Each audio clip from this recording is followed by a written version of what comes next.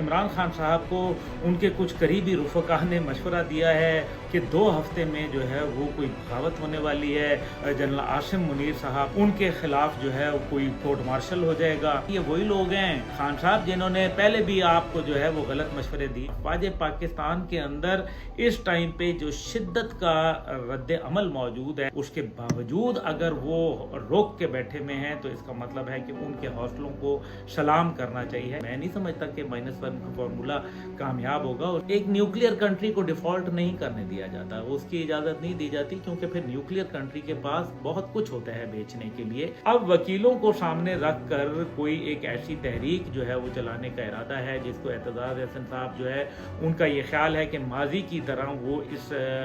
तहरीक को लेके निकलेंगे। नजर ये आ रहा है कि अगर आप इलेक्शन करा भी लें तो उसके हालात ऐसे बनेंगे कि बलूचिस्तान तो पहले ही किसी के हाथ में नहीं है और सिंध के अंदर मामलात एज इट इज़ रहते हुए नज़र आ रहे हैं। तीसरी तरफ पंजाब है तो पंजाब के अंदर PTI की बहुत हालत जो है वो कमज़ोर हो गई है। बिस्मिल्लाहिर्रहमानिर्रहीम।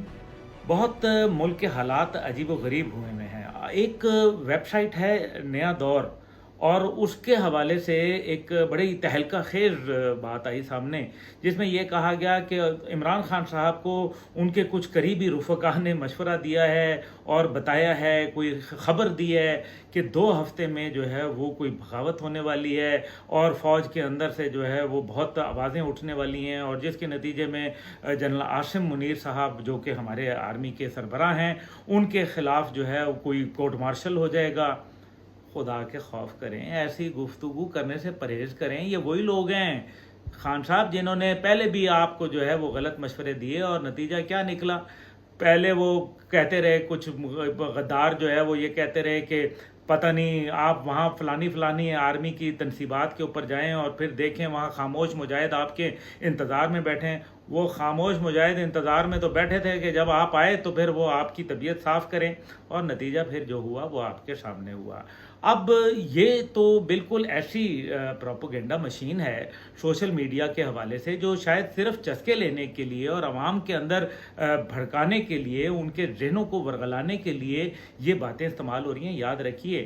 कि अफवाज पाकिस्तान जो है वो एक फैमिली की मानंद है और किसी भी फैमिली, आपकी मेरी फैमिली पे अगर कोई बाहर से, अगर चाहे बेशक हमारी अंदर नाचाकी हो, लेकिन जब कोई बाहर से हमला आवर होता है तो हम इकट्ठे हो जाया करते हैं। अफवाज पाकिस्तान के अंदर इस टाइम पे जो शिद्दत का रद्द अमल मौजूद है, अगर वो सिपाहियों से ले के आप जूनियर अफसर और जूनियर से ज़रा निस्बतन सीनियर अफसर तक जाएं तो आप हैरान हो जाएंगे कि मैं समझता हूं कि ये तो आर्मी चीफ और कुछ हमारे जो सीनियर आर्मी की क़यादत है, लीडरशिप, उन्हीं का दिल गुर्दा है जो वो इतनी बर्दाश्त और इतना तहम्मुल और इतनी बुर्दबारी दिखा रहे हैं, वरना किसी से ये बर्दाश्त नहीं होता। अगर आप में और हम में, जो हमारी कौम सुन रही है, उनके अंदर इतना गम और गुस्सा या इतनी फ्रस्ट्रेशन मौजूद है तो लोग जो, हम तो तैयार भी नहीं हैं और ना हम लोगों की ट्रेनिंग होती है, तो जिन लोगों की ट्रेनिंग होती है, जिनके पास हथियार होता है, जिनके पास वेपन होता है और जो अगर कल को किसी को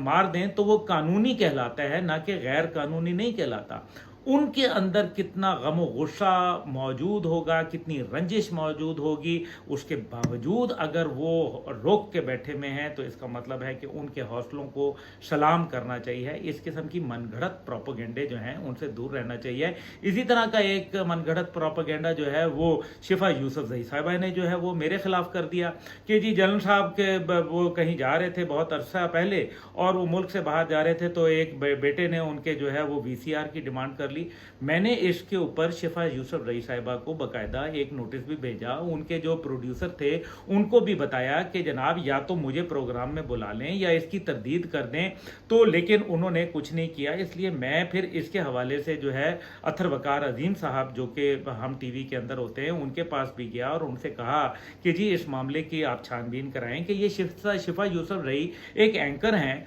उनका क्या काम नहीं बनता कि वो इस किस्म की मनगढ़ंत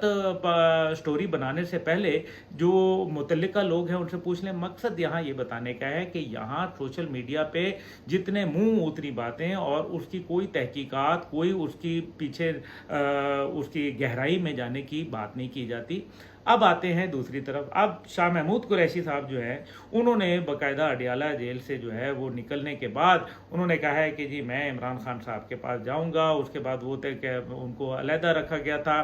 قید تنہائی کے اندر، اور وہ اس کے اندر نظر بندی جس کو کہتے ہیں، نظر بندی کے اندر کہتے ہیں کہ جی میں نے بہت سوچا ہے.